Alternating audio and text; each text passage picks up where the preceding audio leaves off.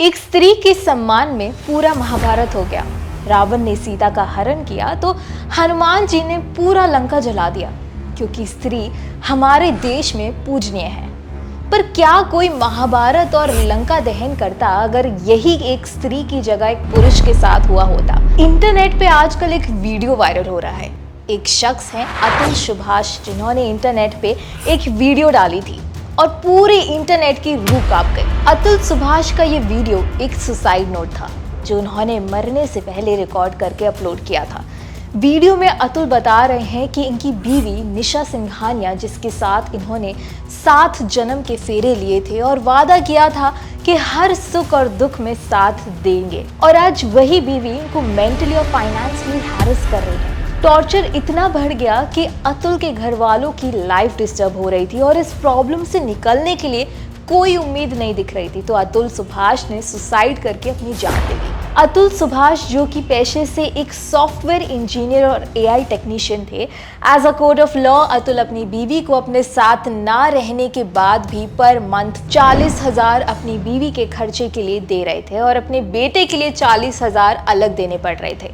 पर धीरे धीरे डिमांड बढ़ने लगी और निशा सिंघानिया ने इस टॉर्चर से पीछा छुड़ाने के लिए 3.5 करोड़ की डिमांड कर दी। और जब अतुल ने पैसे देने से इनकार किया तो 9 झूठे केसेस कर दिए निशा सिंघानिया ने अतुल के नाम पर, जिसमें इनके परिवार के खिलाफ जान से मारने का आरोप, दहेज मांगने का आरोप, मार्शल रेप और बहुत सारे केसेस का गलत आरोप लगाकर फंसाया और अतुल के साथ साथ पूरी फैमिली को टॉर्चर किया। और निशा का साथ दिया जौनपुर के फैमिली कोर्ट की एक लेडी जज श्रीमती रीता कौशिक ने, और साथ में अतुल से ये भी कहा कि अगर इन सब से पीछा छुड़ाना है तो रीता कौशिक को 5 लाख की रिश्वत देनी पड़ेगी। अतुल की उसकी बीवी निशा के साथ चैट्स भी वायरल हो रहे हैं, जिसमें उनकी बीवी निशा सिंघानिया अपने पति अतुल को लिख रही हैं कि अभी तक जिंदा हो, सुसाइड नहीं किया। और जब अतुल का जवाब आता है कि सुसाइड इसलिए करूंगा ताकि तुम्हें मेरे मरने के बाद एक भी पैसा ना मिले, तो निशा लिखती है कि सुसाइड के बाद मुझे और भी खुशी होगी और पैसे तो मैं तुम्हारे बाप से भी वसूल लूंगी।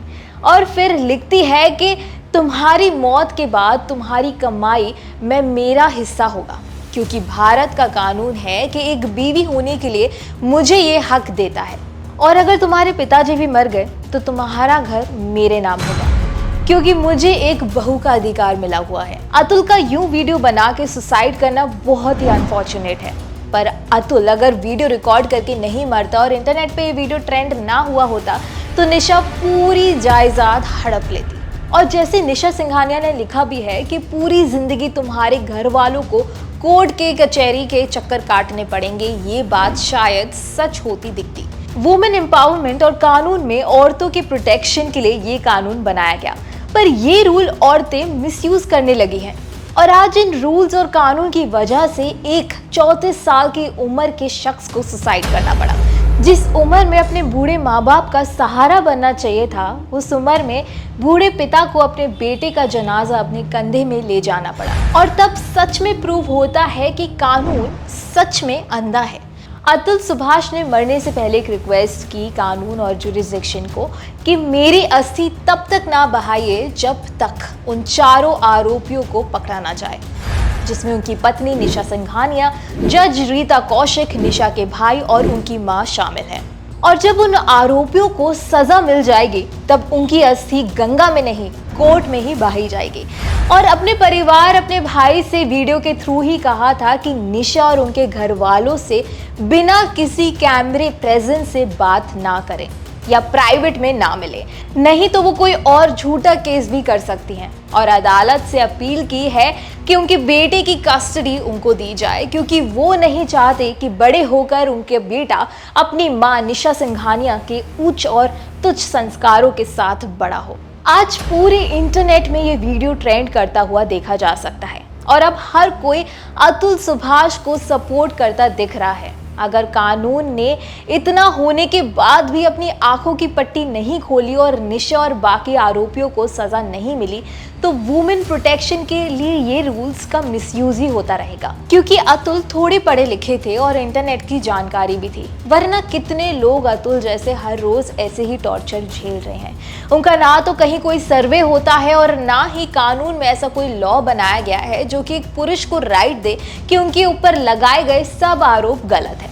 अगर किसी लड़की ने कंप्लेन कर दी तो कोर्ट और समाज सब लड़के को ही गुनहगार मान लेते हैं। अतुल सुभाष का ये सुसाइड एक अन्याय दिखाता है हमारे महान देश के महान कहे जाने वाले न्याय व्यवस्था को, कि अब तो कुछ रूल्स ऐसे डाल दो लॉ बुक में जो एक लड़के और पुरुष को अपने अगेंस्ट लगाए गए झूठे आरोप से खुद को बचाने का हक दे।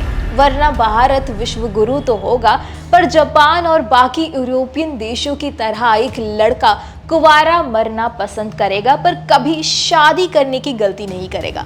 निर्भया और दिशा रेप केस जब हुआ था तो स्त्री से ज्यादा पुरुष सड़कों पे उतर आए थे और फिर न्याय और सरकार को भी झुकना पड़ा था। आज एक पुरुष ने सुसाइड किया है। अब देखना ये है कि फेमिनिज्म का झंडा लेके घूमने वाले और हमारे देश की स्त्रियां कितना प्रयास करती हैं अतुल सुभाष को जस्टिस दिलाने में। और कहीं अगर डिले हुई और जस्टिस नहीं मिली तो शहादतें भी होंगी और पुरुष खुद को बलिदान भी करेंगे, पर अपने देश और परिवार को बचाने के लिए, किसी स्त्री को बचाने के लिए नहीं। फिर ना तो कोई हनुमान लंका जलाएंगे और ना ही किसी स्त्री के सम्मान के लिए 5 पांडव और श्री कृष्णा मिलेंगे स्त्री के सम्मान में महाभारत लड़ने। दोस्तों, आपका क्या है कहना इस बारे में, हमें कमेंट्स में जरूर बताइए।